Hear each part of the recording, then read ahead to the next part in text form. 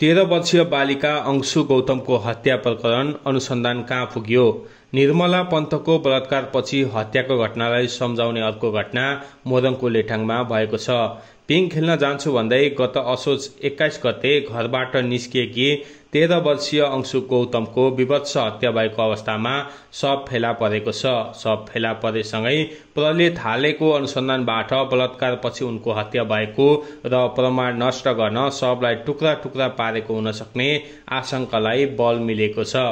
कञ्चनपुरकी निर्मला पन्तको बलात्कारपछि हत्या गरेर शव उखुबारीमा फालिएको अवस्थामा भेटिएको थियो। लेटाङकी अंशुको भने लेटाङ नगरपालिका 2 र बेलबारीको सिमानामा रहेको साझेदारी वन क्षेत्रमा 18 दिनपछि उनको शव क्षतविक्षत र टुक्रा टुक्रा पारिएको अवस्थामा फेला परेको छ।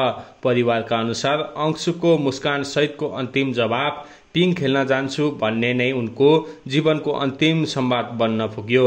प्रहरीका अनुसार उनको शव कुहिएर छरिएको अवस्थामा फेला परेको छ। शवको पहिचान गर्न समेत मुस्किल परेको थियो। उनी अन्तिम पटक देखिएको बुधबारे चौरबाट करिब 4.5 किलोमिटर टाढा जंगलमा भेटिनुले घटना अपहरणपछि योजनाबद्ध रूपमा बलात्कारपछि हत्या भएको हुन सक्ने अनुसन्धानमा खटिएका प्रहरीहरूको दाबी रहेको छ। मोरङकी प्रहरी प्रवक्ता डीएसपी कोपिला चुडालले अनुसन्धान निकै गम्भीर र सूक्ष्म ढंगले अघि बढाएको बताएकी छिन्। अहिलेसम्म कोही पक्राउ परेका छैनन्, तर घटनाको प्रकृति हेर्दा आशंका गर्ने आधारहरू प्रशस्त रहेका छन्। डीएसपी चुडालले भनिन्, हामीले विशेष अनुसन्धान टोली गठन गरेर खटाएका छौं। प्रहरीले घटनास्थलको प्रकृति, कपडाहरू शरीरबाट अलग भेटिनु र शवको तल्लो भाग नग्न अवस्थामा हुनुले बलात्कारपछि हत्या भएको हुन सक्ने आधार देखेको छ।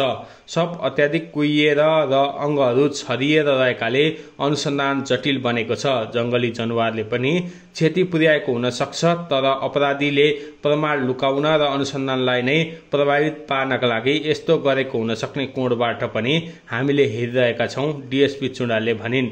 औपचारिक रूपमा पोस्टमार्टम रिपोर्ट नआएसम्म अनुमान गर्न नमिल्ने बताउँदै उनले तथ्य र प्रमाण भेटिएपछि घटना विवरण सार्वजनिक गर्ने बताइन्। आशंका गर्ने आधारहरू देखिएका छन्, हामी छिट्टै नै सत्य तथ्य बाहिर ल्याउँछौं, उनले भनिन्।